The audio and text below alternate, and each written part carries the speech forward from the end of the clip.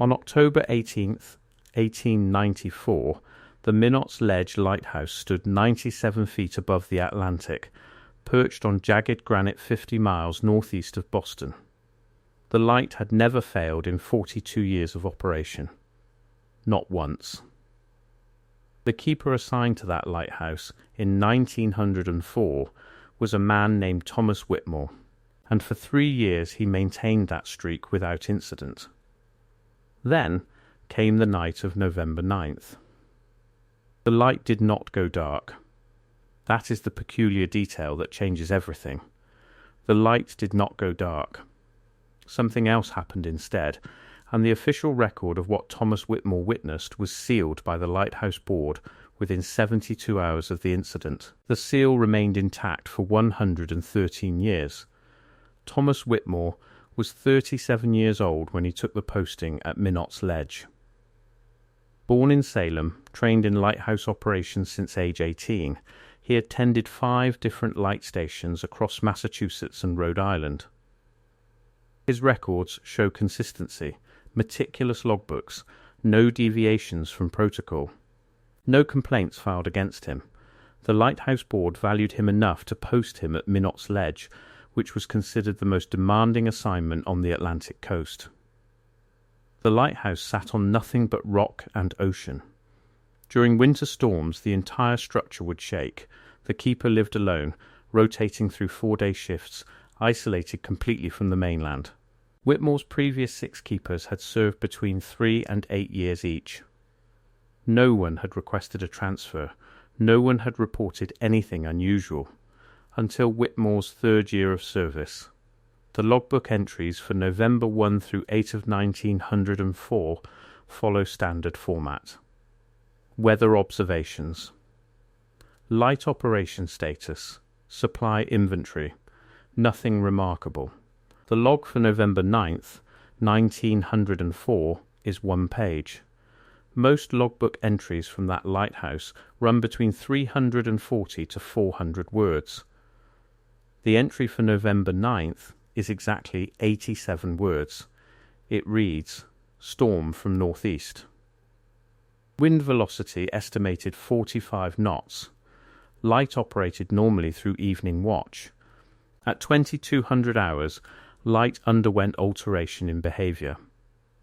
Pattern changed from established sequence. Light continued operation, but characteristic altered fundamentally. Remained at station. Continued monitoring. No mechanical failure evident. No external breach observed. Awaiting instruction. All else normal. That is the complete official record. What is absent from that entry is striking.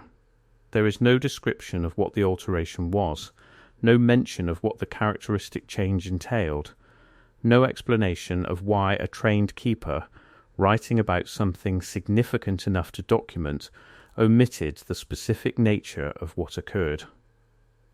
The next entry, November 10th, states only, light resumed normal pattern at 0600 hours. Condition unexplained. Board notification pending. 2 days later, a board inspector arrived by boat. The weather had cleared. Whitmore's next 32 logbook entries, spanning November 11th through December 18th, contain no reference to the incident whatsoever. The pages are perfectly legible. The handwriting is consistent. But the event has been erased from the documented record as thoroughly as if it had never been written. The Lighthouse Board archives in Washington, D.C. contain the correspondence related to Minot's Ledge during this period. The official files show that on November 11th, a telegram was sent from the Boston Lighthouse inspector, a man named Charles Winslow, to the board's office requesting expedited review of an operational anomaly at Minot's Ledge Lighthouse. Details to follow. 4 days later, a letter arrived. The letter is only 2 paragraphs long.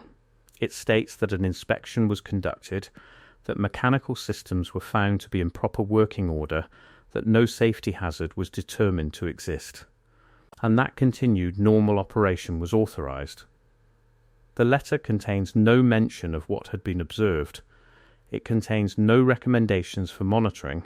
It contains no reference to the detail that Whitmore had documented.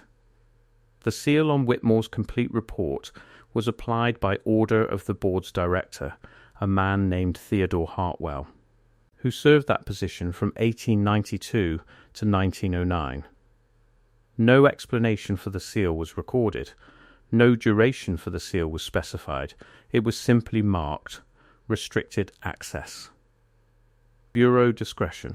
That restriction remained in effect until January of 2018, when the American Lighthouse Foundation requested access to historical records as part of a comprehensive archive project.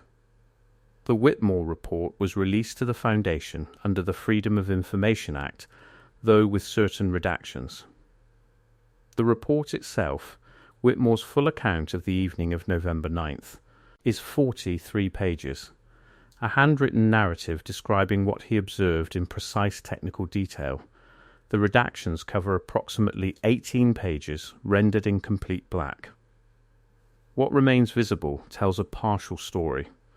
Whitmore describes the light's normal operational cycle, a Fresnel lens rotating at precisely 108 rotations per hour, producing a white flash visible for 26 miles under clear conditions.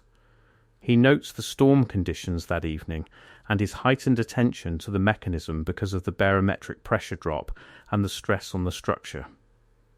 Then he describes the moment of alteration. At approximately 22:20 hours, Whitmore writes, the light pattern changed. The rotation speed altered. He provides the new speed, 134 rotations per hour. That is an increase of approximately 19%. More striking than the speed change was what Whitmore describes as an alteration in the light's character. This is where the text becomes difficult. Whitmore uses technical language that suggests he was struggling to articulate what he was witnessing. He writes of the light taking on a prismatic quality inconsistent with the established lens configuration. He describes chromatic separation not accountable by weather phenomena. He notes that the light, which should have produced a white flash, appeared to produce distinct spectral variation, including violet range illumination at the outer perimeter of the beam. Most troubling is his notation that the light achieved greater range than established parameters would permit, and that he observed it illuminating geographical positions that should have fallen beyond optical possibility, given the lens configuration and beacon height. The Fresnel lens at Minot's Ledge was a second-order lens, manufactured by the Barbier and Fenestre Company of Paris in 1846. Its specifications were documented, and its optical capabilities were well understood. The lighthouse elevation was precisely 97 feet 4 inches above mean high water. Given the lens design and the height, the theoretical maximum range of visibility under perfect conditions was 26 miles. Whitmore's report states that on the evening of November 9th, he observed the light's beam-reaching positions that should have required either a lens of superior quality or a height considerably greater than the structure possessed.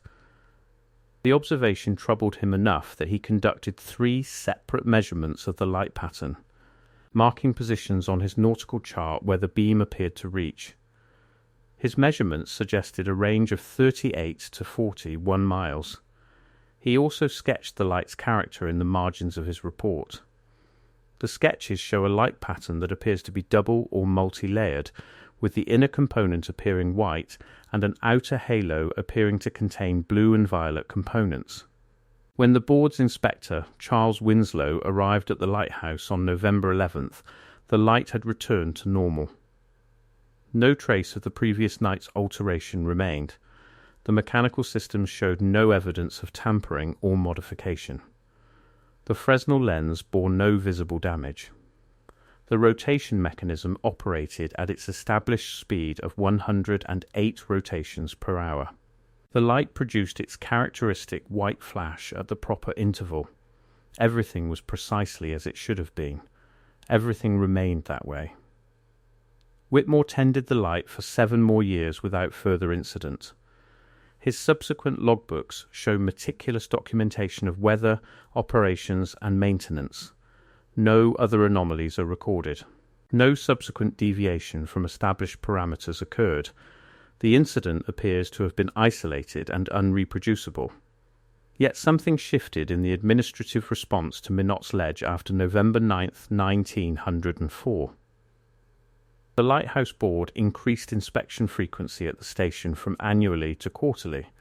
Inspection records show that every visit included specific notation of the lens condition, the rotation mechanism speed, and the light's observable range. Inspectors were searching for something. They never found it, but they continued searching. The board also upgraded the lighting apparatus ahead of schedule. In 1906, the second-order Fresnel lens was replaced with a modern first-order lens, superior in every technical specification. The upgrade was not required by equipment failure or damage. The official reason stated was modernization of coastal infrastructure. The old Fresnel lens, the one that had produced the anomalous light on November 9th, was sent to the Smithsonian Institution. Upon arrival, it was catalogued and immediately placed in storage, not on display, not in the active collection, in storage. It remains there. The contemporary notation in the Smithsonian records simply states, lens apparatus, Minot's Ledge Light Station, stored pending preservation assessment. That assessment was never completed. The lens has been in storage for 116 years. Thomas Whitmore resigned his position at Minot's Ledge in 1911. His resignation letter, one sentence long, states only, "I request immediate separation from service due to family necessity." He moved to Springfield, Massachusetts, and worked as a railroad operations manager for the remainder of his professional career. He never returned to lighthouse service. He never gave any public account of his experience at Minot's Ledge. The only documented record of his perspective after the 1904 incident is a letter he wrote to his sister, Margaret Whitmore Wells, dated March of 1928. Margaret's daughter, Clara Whitmore Wells, discovered the letter in 18 correspondence box while researching family history. The letter is preserved in the Massachusetts Historical Society archives and reads, in part, "What I observed that night remains unexplained to me still. I have made my peace with the unknowing. But I wish to state plainly that I know what I witnessed. The mechanism did not account for what occurred. Some property of the lens, some characteristic of that particular device, produced a result that the established understanding of optical science could not accommodate. I was ordered to remain silent. I have complied. But I wished my sister to know, and through her, history to know, that I was not deceived or mistaken. I know the difference between mechanical failure and something else entirely. The Minot's Ledge lighthouse still stands. The structure has been automated since 1947. No lighthouse keeper has been stationed there for over 75 years. The light continues to operate, upgraded repeatedly, now managed by the Coast Guard through digital systems. The original Fresnel lens remains in the Smithsonian storage facility in the basement of the National Museum of American History, catalogued, documented, but never examined for any property that might explain Thomas Whitmore's account. The lens was never subjected to any spectroscopic analysis. No attempt was ever made to determine why its optical properties might have exceeded documented specifications. No inquiry was initiated into the possibility that the lens possessed some characteristic inconsistent with the manufacturing records. The preservation assessment that has pending for 116 years was never completed because no one was authorized to undertake it.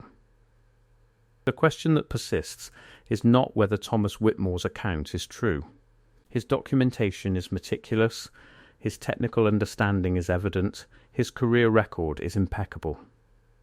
The question is what property of that particular Fresnel lens, manufactured in 1846 by the Barbier and Fenestra Company in Paris, could have produced a light pattern that exceeded every theoretical parameter of its design.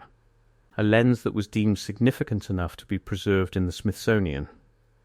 A lens that was significant enough to trigger quarterly inspections for 7 consecutive years. A lens that was significant enough that the Lighthouse Board ordered it removed from service ahead of all technical necessity. A lens that sits, documented but unexamined, in a basement storage room in Washington. The rock at Minot's Ledge has not changed. The ocean continues as it always has. But somewhere in that structure, sealed and uninspected for over a century, the answer to what Thomas Whitmore saw remains unanswered. And no official effort has been made to find it.